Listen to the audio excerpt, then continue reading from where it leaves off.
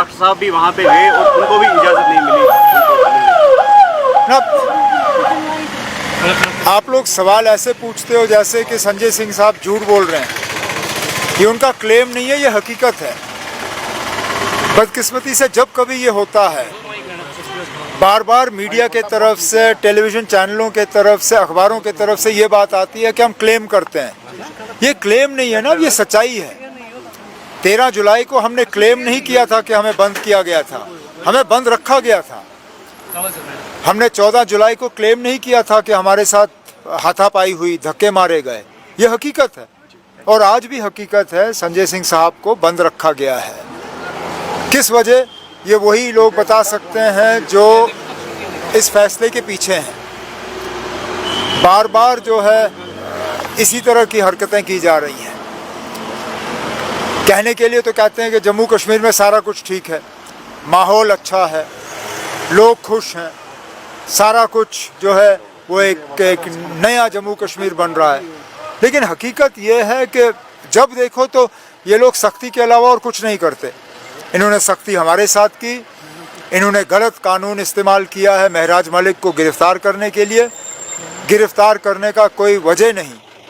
अब चलिए, अगर उनके बिहेवियर में या किसी ऐसे चीज़ में किसी को शिकायत हो तो असेंबली सेक्रेटेरिएट के साथ उठाइए, स्पीकर साहब से उसके बारे में बात करिए। लेकिन पीएसए कानून एक एमएलए के खिलाफ लगाना वो गलत। अब उस गलती को आपने और ज़्यादा बढ़ा दिया। एक राज्यसभा के मेंबर को आपने गैर कानूनी तौर बंद रखा है। किस कानून के तहत? क्या आपने उस पर कोई ऑर्डर सर्व किया है? क्या कोई प्रिवेंटिव डिटेंशन का ऑर्डर है? मर्जी आई तो आपने गेस्ट हाउस का गेट बंद कर दिया। ये ठीक बात नहीं है ना। ये जम्मू कश्मीर की जमहूरियत के लिए ठीक नहीं है और इसका जो मैसेज, इसका जो पैगाम लोगों में जाएगा, ये बहुत गलत है ना। और जो लोग ये कर रहे हैं उनको अपनी हरकतों पे जो है सोचना चाहिए। साहब, आपने बोला था कि रेलवे मिनिस्टर को मैं रिक्वेस्ट करूंगा, आज वो पूरा हो गया, इसके बोलिए। मैंने आपसे कहा था कि ये काम जारी है। मैं उन लोगों में से नहीं हूँ जो बार बार इन चीज़ों को मीडिया में हाईलाइट करें। चुपचाप तरीके से मैं रेलवे मिनिस्टर साहब के साथ कांटेक्ट में था। रेलवे डिपार्टमेंट के साथ मेरे सेक्रेटेरिएट के अफसर जो हैं वो लगातार कांटेक्ट बनाए रखे हुए थे। एग्रीकल्चर प्रोडक्शन डिपार्टमेंट और ग्रोअर्स के तालमेल के साथ आज ये मुमकिन हुआ कि 2 रेक जो हैं उनको कार्गो के लिए इस्तेमाल किया जा रहा है। ये आज हमारी मजबूरी बनी है, लेकिन आगे जाके मैं तो यही चाहूँगा कि एक रेगुलर फीचर बने।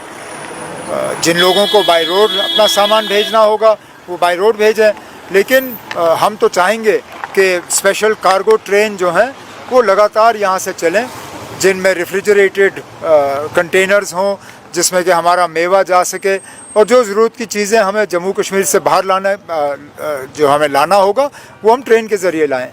सर, हुकूमत की मजबूरी से हम बखूबी वाकिफ हैं, लेकिन ऐसे में जो महराज मलिक की कानूनी लड़ाई होगी तो उसमें क्या रोल रहेगा? कोई मैंने उनके वालिद साहब से मुलाकात की, बैठा, मैंने उनसे बात की और मैंने उनको यकीन दिलाया कि हमारे तरफ से जो भी मदद चाहिए होगी हम देने के लिए तैयार हैं। मेरा उनकी पार्टी को ये मशवरा होगा कि देखिए ना, पीएसए कानून इस मुल्क में और कहीं लागू नहीं है। आप अगर बाहर से वकील लाओगे उसको ये कानून समझने में भी वक्त लगेगा। हम मदद करने के लिए तैयार हैं। मैंने कुछ वकीलों से बात की है, वो वकील जो हैं इनका केस लड़ने के लिए तैयार हैं।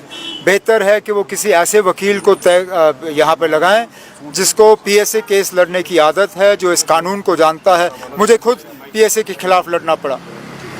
2020 में जब मेरे खिलाफ पीएसए लगा तो मैंने यहाँ से एक अच्छा वकील करके सुप्रीम कोर्ट में वो लड़ाई लड़ी। मेरा मशवरा आम आदमी पार्टी को और उनके साथियों को यही होगा कि बाहर से कोई बड़ा वकील मत लाइए, आप यहीं से वकील ले लीजिए जिसको पीएसए का कानून जो है जो जानता हो। और इसमें अगर हमारी मदद की ज़रूरत होगी, मैंने महराज मलिक साहब के वालिद को कहा है कि हमारे तरफ से जो भी मदद होगी हम देने के लिए तैयार हैं।